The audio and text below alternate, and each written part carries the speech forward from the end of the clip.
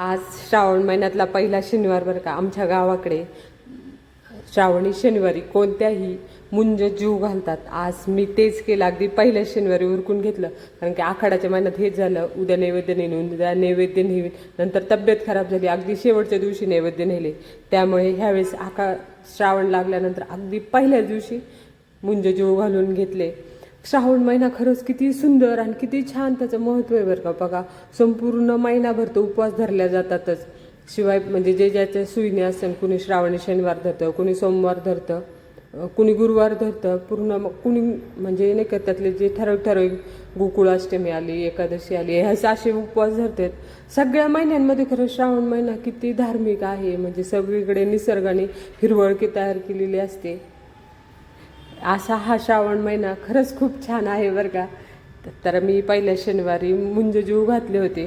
तर त्यासाठी मस्त असा स्वयंपाक केला होता. त्यामध्ये तांदळाची खीर बनवली होती.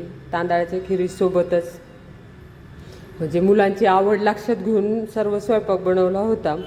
तांदळाची खीर, वरण, भात आणि सर्व मुलांची आवडीची म्हणजे पनीरची भाजी. आता ह्या पनीरच्या भाजीचं मी अगदी आदल्या दिवसापासून नियोजन केलं होतं. आदल्या दिवशी पनीर बनवून ठेवून दिलं होतं आणि मग दुसऱ्या दिवशी मला ते करायला फार सोपं गेलं. म्हणजे आमच्या कॉलनीमध्ये झेंडावंदन केला जातो. खूप वर्षांपासून ती परंपरा आहे. मग तिथे अगदी तिला झेंडावंदन वगैरे साजरा करून मुलं पण विशेष म्हणजे शनिवारी थोडीशी लवकर घेणार. झेंडावंदन करून 10-10:30 वाजता मुलं घरी येतात.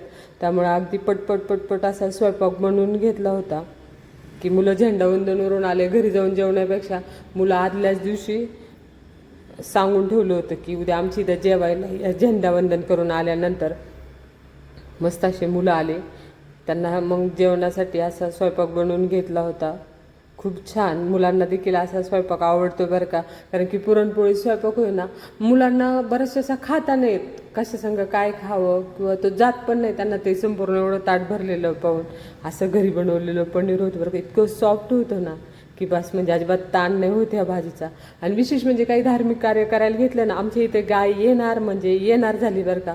मस्त गाईला असं गरम गरम चपाती खाऊ घातली साहेबांनी. खरंच छान वाटतं. म्हणजे काहीतरी हातात घेतलं ते कुठेतरी सार्थकी होतं. आपल्या दारात 33 कोटी देव साक्षात जीवन जातात, ह्याचा आनंद होतो. त्यानंतर मुलं आले बरं का. मुलांना ताटं करायला घेतले. म्हणजे ते मुलासोबत बाहेर बोलत होते, तोपर्यंत म्हटलं तुम्ही थोडं मिनटं बाहेर थांबा, मी ताटं करून घेते आत. कारण काय होतं, आपले घर थोडं छोटं असले का थोड्या गोष्टी ज्या आहेत त्या ॲडजस्ट करून घ्यावे लागतात. आता वरची पोळी तुम्हाला थोडीशी करपलेली दिसेल, पण ती मी कोणत्याही मुलाला वाढली नाही बरं का. ती गाय आली ना, गाईला चपाती बाहेर नेऊन द्यायच्या नादात ती थोडीशी करपली होती. त्यानंतर मी असं म्हणजे वेगळ्याच्यात भाजी काढून आणायची तसं नाही करत बरं का. मला भांडे घासायचा फार कंटाळा असल्यामुळं मी सर्व काय आहे ना ते एकाच जागेवर वाढवून घेत असते. आणि मग असे मस्त मुलांना ताटं केली आणि त्यांना जेवायला मग यांनी गंध लावून घेतला. आणि मग मुलांनी असं मस्त गप्पा मारून तासभर एन्जॉय केलं जेवण. खरंच आजचा शनिवार सार्थकी लागला बरं का, 15 ऑगस्टचा.